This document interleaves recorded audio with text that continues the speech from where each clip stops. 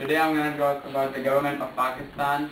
The government of Pakistan is basically kind of the same as America has the presidential system of government, so we also have the same thing. And we have an indirectly elected president, which means like the people of Pakistan, we vote and we elect the president, and which is the head of our state. And we have a prime minister back home, which is usually the leader of the largest national assembly, the political party, and he is the head of the government, and he has some he is assisted by some cabinet members and some federal members which he appoints by his own self. The government of Pakistan is also divided into three federal branches, which are the executive, legislative, and the judiciary. The executive branch consists of president, the prime minister, and the national council members.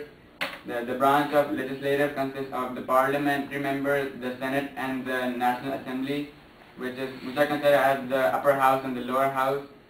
And we also have the judicial branch. It has the judiciary, the attorney chief, and the attorney general.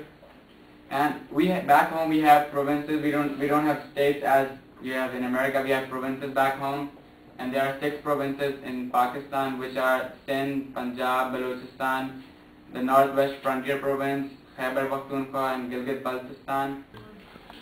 Prime Minister, how does the Prime Minister function in relation to the President? You have the Vice President. You can kind of relate him like that. We have political parties, and the Prime Minister is the leader of the largest political National Assembly party over there. So comparing that to our form of government, it would be similar to our Speaker of the House or our President of the Senate, controlling the the judicial branch. Because he is the head of the government. Okay. He controls the whole of the government. Okay. Now, does your President have veto power over laws that would be presented to him? Yeah, he has the power, but in our constitution there's a rule like a president, he just can't deny the constitution. He can make some changes, but he just can't deny or remove or make a new one. He can make some changes if he wants to. Okay. And we've had 11 presidents in our history and 17 prime ministers. Now, how long does your president, once he's elected, how long is his term? He stays there for 4 years.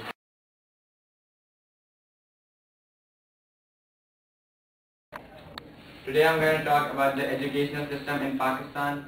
In Pakistan we follow the British system, which is really different from the American system, and in home Pakistan we go to 5 different stages of education. That is the primary stage, the middle stage, the high school, and the intermediate, and then the university stage.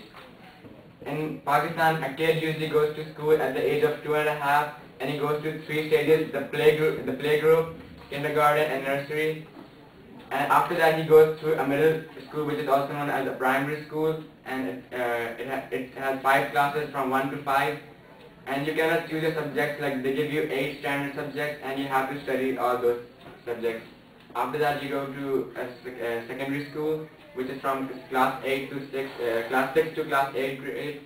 And you still have the same thing, like you don't get any choice of picking a subject, like you have to choose the same subjects like they give you.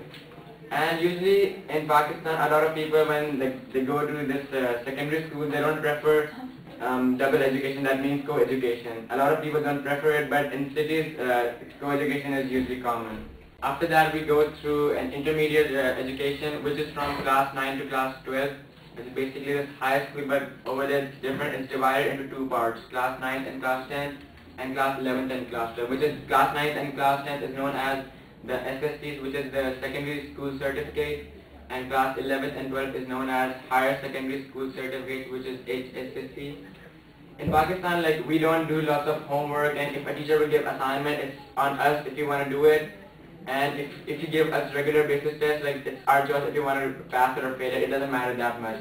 But at the end of a year, we have to take a standardized test, and you have to pass that test. Your grade depends on that test. And that test comes from a book they give you to study, and you have to memorize the whole book. So education back home is really hard. It's not that simple. You just do the work and you get the grade every day, because you have to get it on the end. And you get like a certificate after completing your class 9 and class 10, class 9 and class 10, and then you get a certificate for that, and you proceed to the next grade, the HSSC grade, which is the 11th and 12th. You do the same thing over there, and the education gets tougher and tougher. And after completing this whole 4 years thing, you go to a college or university to get your bachelor's degree in any field of science or arts that you want to do in any kind of field you want to join. How long do you have to go to school every day? Like what time does it start? What time do you have? It starts from 8 in the morning and 2 in the evening. And get 2? home. Yeah. Do they feed you lunch at school? Yeah, they do. Like we have lunch time of 30 minutes.